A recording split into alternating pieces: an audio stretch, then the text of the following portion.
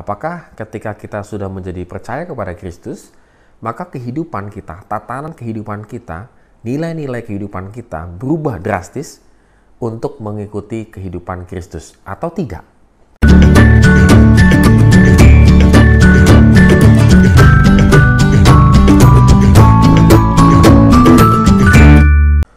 Morning Good Readers, hari ini kita mengucapkan syukur karena Tuhan memberikan kita kesempatan untuk hidup, dan kesempatan hidup ini kita pergunakan juga untuk selain beraktivitas, juga membaca dan merenungkan firman Tuhan. Yang kita lanjutkan pembacaan kita dari Nehemia pasal 8 ayat 1 sampai dengan yang ke-19. Ya, kehidupan umat Israel telah dimulai gitu ya. Dimulai dengan permulaan yang cukup baru. Sudah punya tembok yang baru, gerbang yang baru. Lalu kemarin kita melihat bagaimana siapa-siapa saja yang masuk, lalu bagaimana memutar persembahan, kehidupan ekonomi, dan seterusnya. Nah, Nehemia dan Ezra masuk lebih dalam lagi. Bagaimana tentang tatanan cara hidupnya orang-orang Israel yang sudah masuk ke Yerusalem ini. Apakah masih membawa hal-hal yang lama waktu mereka masih di dalam pembuangan di Babel? Atau bagaimana? Nah, ini luar biasanya Ezra dan Nehemia membangkitkan kembali ajaran-ajaran Taurat yang sudah lama mereka tinggalkan. Dan Taurat Allah itu menjadi satu keharusan karena mereka telah lama tidak melakukannya. Salah satunya yaitu Hari Raya Pondok Daud. Hari Raya Pondok Daud ini, perintahnya itu ada di Ulangan 6 ayat 13 sampai dengan 15. Dan ini dilakukan oleh mereka sepanjang 7 hari lamanya. Lama ya untuk melakukan Hari Raya Pondok Daud ini. Dan kita melihat di sini pada bulan ke-7 orang Yahudi yang menetap di Yerusalem, mereka berkumpul dan Ezra membacakan kitab Taurat di depan umat.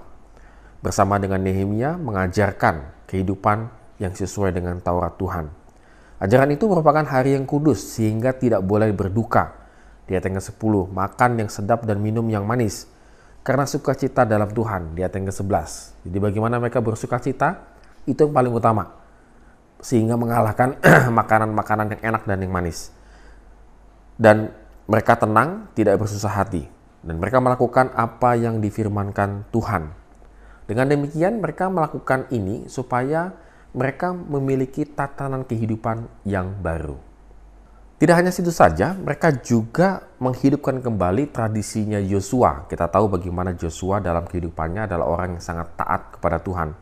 Mereka mengambil daun pohon zaitun, daun pohon minyak, daun pohon murad, dan daun pohon kurma, dan daun pohon-pohon yang ribun untuk membuat pondok-pondok.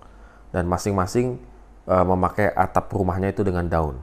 Dan pelataran-pelataran Allah di lapangan pintu gerbang air dan di lapangan pintu gerbang Efraim. Dan setiap hari Allah Taurat Tuhan dibacakan, dan pada hari ke-8 ada pertemuan raya. Jadi memang ini dipakai gitu ya untuk kembali mengingatkan kembali tentang Taurat Tuhan. Jadi apapun yang mereka lakukan, mereka pakai itu sebenarnya adalah bagaimana mereka mampu untuk memahami dan melakukan Taurat Tuhan.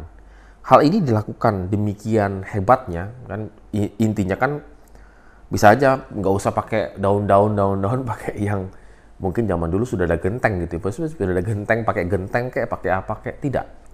Hal ini supaya mereminding kembali lagi ajarannya Yosua.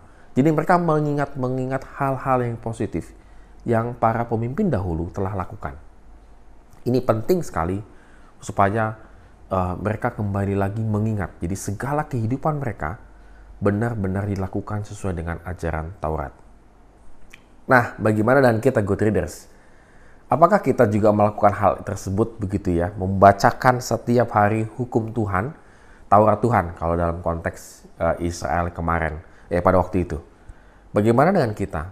Apakah ketika kita sudah menjadi percaya kepada Kristus, maka kehidupan kita, tatanan kehidupan kita, nilai-nilai kehidupan kita berubah drastis untuk mengikuti kehidupan Kristus atau tidak? Kita seringkali percaya kepada Kristus, tetapi nilai-nilai, prinsip hidup kita, dan juga cara hidup kita tidak berubah. Yang kita cuma rubah itu cuma percaya di mulut saja.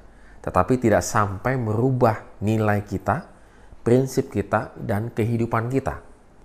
Kalau belum sampai ke titik itu, maka sebenarnya kita belum mengalami satu perubahan. Kita masih orang dahulu, orang yang hidup di dalam dosa.